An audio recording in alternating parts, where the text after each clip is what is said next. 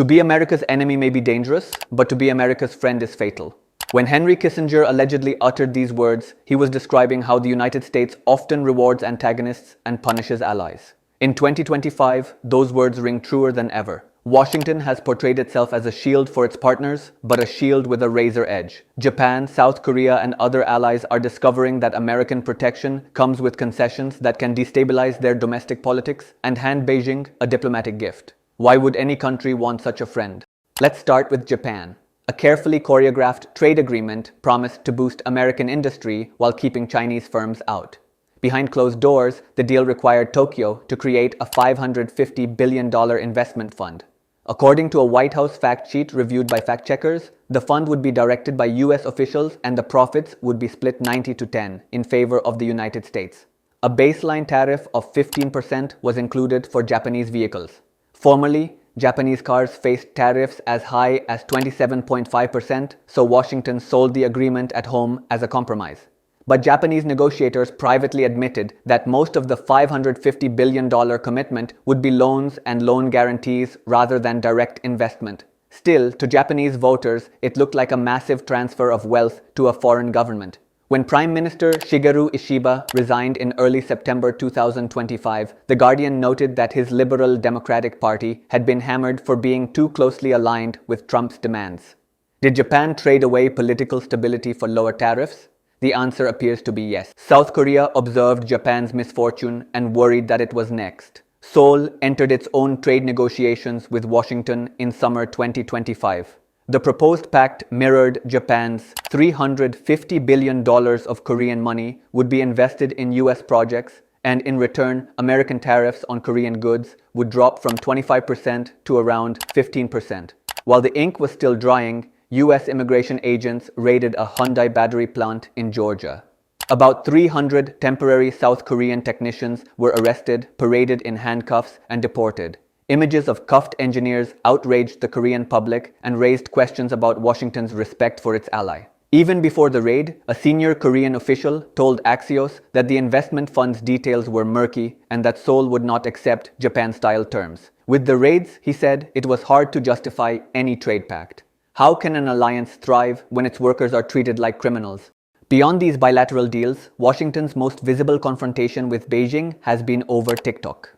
The Protecting Americans from Foreign Adversary-Controlled Applications Act, signed in April 2024, required ByteDance to divest TikTok's US operations by January 19, 2025. If it failed, the app would be banned. The law gives the president power to force app stores and web hosting companies to block access to TikTok. Late on September 15, 2025, Reuters reported that the United States and China had reached a framework agreement to transfer TikTok into American hands.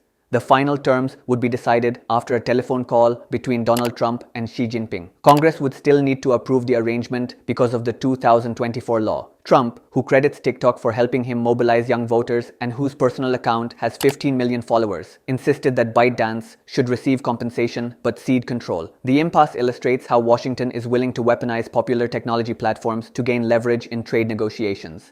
If your favorite app becomes a bargaining chip, what does that say about digital freedom? While trade deals and apps make headlines, the real battlefield between Washington and Beijing is semiconductor technology. NVIDIA, the California-based giant whose graphics processors power everything from gaming to artificial intelligence, lies at the center of this struggle. In 2020, the company acquired Israeli chip designer Mellanox for $6.5 billion. China approved the merger on the condition that NVIDIA continues supplying Chinese customers with GPU accelerators. However, US export controls implemented under President Joe Biden forced NVIDIA to halt sales of its most advanced chips to China. In September 2025, China's State Administration for Market Regulation suddenly reopened its review of the Mellanox deal and accused NVIDIA of violating anti-monopoly law. The regulator hinted that fines could range from 1% to 10% of NVIDIA's global sales. A potentially billions of dollars penalty since China provided 13% of NVIDIA's revenue last year. U.S. Treasury Secretary Scott Bessent called the investigation poor timing, noting that it coincided with U.S.-China trade talks in Madrid. Analysts told Reuters that Beijing's message was clear. If Washington uses export controls to strangle Chinese tech firms, China will weaponize its regulatory system to punish American companies. In a trade war, when the referee becomes a player, do fair rules exist? Outside of government boardrooms, the chief executives themselves are sounding alarms. Jensen Huang, Nvidia's charismatic co-founder, warned in April 2025 that the United States and China are almost neck and neck in the race for artificial intelligence. Speaking to reporters on Capitol Hill, Huang said bluntly, "China is not behind us. We're very, very close." He cautioned that US export restrictions on Nvidia's H20 chips were effectively a ban and would simply push China to innovate. More strikingly, he praised Huawei, describing the Chinese telecommunications firm as one of the most formidable technology companies in the world, with incredible computing, networking, and software capabilities. Huang's remarks echoed what Chinese leaders have been saying for years. The West's technology advantage is narrowing. When the CEO of America's most valuable chip company publicly says China is barely behind, it underscores how export controls may backfire. If your own champions warn that your rival is catching up, is it wiser to build walls or bridges? China's leverage does not stop at silicon. It extends to the rare earth elements and critical minerals necessary for modern technology. A recent Cipher News analysis, citing Bloomberg NEF data, noted that China dominates the refining and, in some cases, the mining of nearly all critical minerals, including rare earth elements, lithium, graphite, and nickel. These minerals are essential for electric vehicle motors, wind turbines, and high-end electronics. After Washington imposed new tariffs on Chinese products in April 2025, Beijing retaliated by placing export restrictions on rare earth elements, squeezing supplies of magnets used in offshore wind turbines, electric vehicles, and fighter jets. The US is almost entirely reliant on China for processing rare earth metals. Chinese officials now require exporters to obtain special licenses, effectively giving the government the power to throttle shipments. There are no wind turbines without concession to or coercion from China, a US Energy Department official admitted. If one country controls the magnets in your motors, who really drives your economy? As Washington struggles to secure chip supplies and critical minerals, it is also losing ground in agriculture. Soybeans have become a diplomatic weapon. China historically bought around 60% of all soybeans traded globally. For decades, America supplied about half of China's soy imports, but Beijing began sourcing more from Brazil and Argentina during the 2018 trade war. Although US exports recovered somewhat after that conflict, they never regained their former dominance. In September 2025, Reuters reported that US farmers were missing out on billions of dollars in soybean sales because Chinese buyers had largely switched to South American crops. As of mid-September, Chinese importers had booked around 7.4 million metric tons of mostly South American soybeans for October shipment, covering 95% of China's expected demand. They had not booked any US cargoes for the new crop year. At this point in 2024, they had already booked 12 to 13 million tons.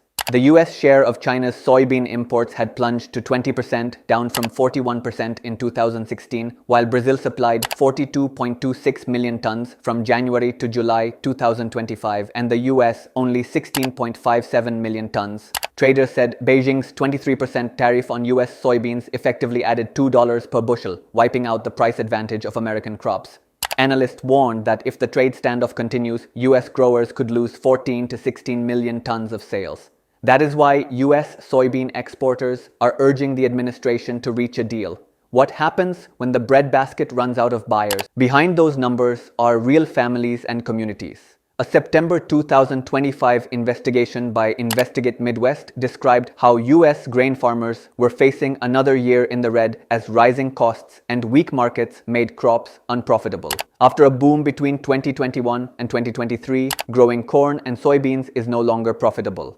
The report noted that the average cost of producing an acre of corn peaked at $928 in 2022, eased slightly to $888 in 2024, yet the average value of the harvest fell to $757, leaving farmers with a $131 loss per acre. The American Soybean Association warned in a letter to President Trump that US soybean farmers were standing at a trade and financial precipice. Unsold grain from the previous harvest still sits in storage because of the US-China tariff war. When the Midwestern heartland suffers, so does the political political base that has long supported tariffs. Can any administration afford to alienate the farmers who feed the world? As soybeans languish, China has turned to the Belt and Road Initiative to secure food, energy, and mineral supplies.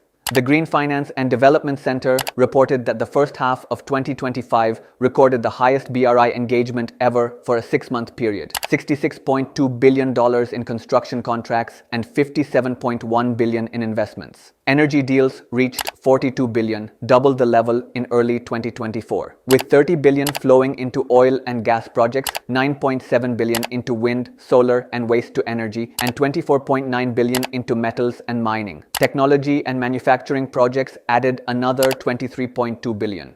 Africa and Central Asia topped the list of recipients, attracting $39 billion and $25 billion respectively. Since the initiative's launch in 2013, cumulative Chinese engagement has reached $1.308 trillion, consisting of $775 billion in construction and $533 billion in investments across 150 countries. The report notes that deals in renewable energy, mining, and high-tech manufacturing will continue to dominate. As Washington squeezes its allies to fund its own infrastructure, Beijing is building ports, pipelines, and railways across Asia, Africa, and Europe.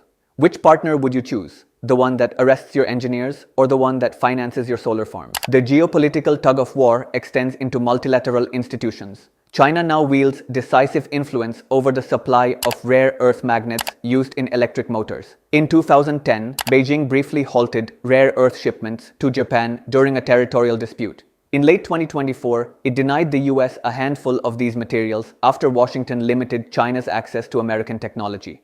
Policymakers worry that if the trade war escalates further, China could widen its restrictions to other critical minerals, threatening the production of wind turbines, smartphones, and even defense equipment. Countries like the United States and Japan are racing to develop alternative supply chains, but building mines and processing plants takes years and often faces local opposition. Meanwhile, China's state-backed companies are expanding into Africa and South America to secure even more raw materials. If one nation holds the keys to your technology and your food, can you ever truly be independent? So where does this leave the world? Kissinger's aphorism may have been hyperbole, but it captures a recurring pattern. Japan's prime minister lost his job after agreeing to funnel $550 billion into the US economy. South Korea risked civil unrest over a $350 billion deal while its workers were led away in handcuffs. TikTok became a pawn in a political game. Nvidia was accused of monopolistic behavior for abiding by US export controls. American farmers watched their soybeans rot while their government waged a tariff war. China, meanwhile, built roads, railways, power plants, and data centers in the developing world, locked in critical mineral supplies, and drew praise from the CEO of an American chip titan for its technological prowess. In each case, the so-called friend of America paid a price. Is this the world order we want? A system in which alliances are transactional, tariffs determine friendships, and social media apps decide trade deals? Or can the great powers find a path that does not force smaller nations to choose between sovereignty and survival? History is full of shifts in global power, but rarely has an economic confrontation spilled into so many arenas at once. Silicon and soybeans, mobile apps and magnets, prime ministers and farm families. As we watch these events unfold, let's remember Kissinger's cautionary words and ask ourselves whether the cost of being America's friend is becoming too high. Looking forward, the choice is not simply between Washington and Beijing. It is a choice about what kind of global system will emerge from this rivalry. Will it be a zero-sum contest where supply chains are weaponized and cultural platforms become hostages? Or will nations carve out space for cooperation even amid competition? Future trade pacts could emphasize resilience and shared standards rather than extraction.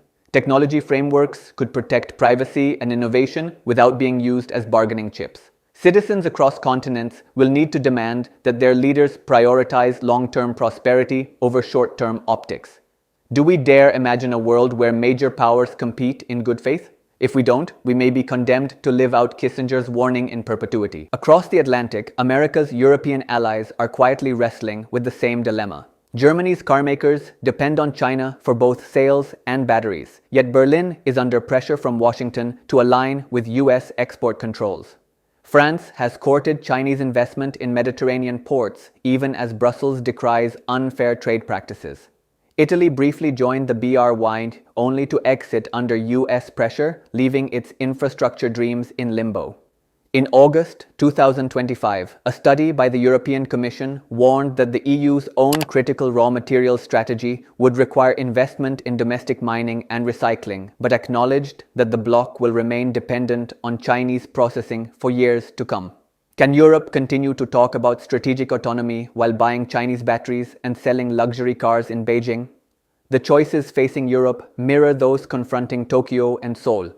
Whether to hitch themselves to an American strategy that demands loyalty and imposes tariffs, or engage pragmatically with a China that offers financing and markets but demands political silence. The coming years will show whether middle powers can chart an independent course or are destined to be pawns in a great power rivalry.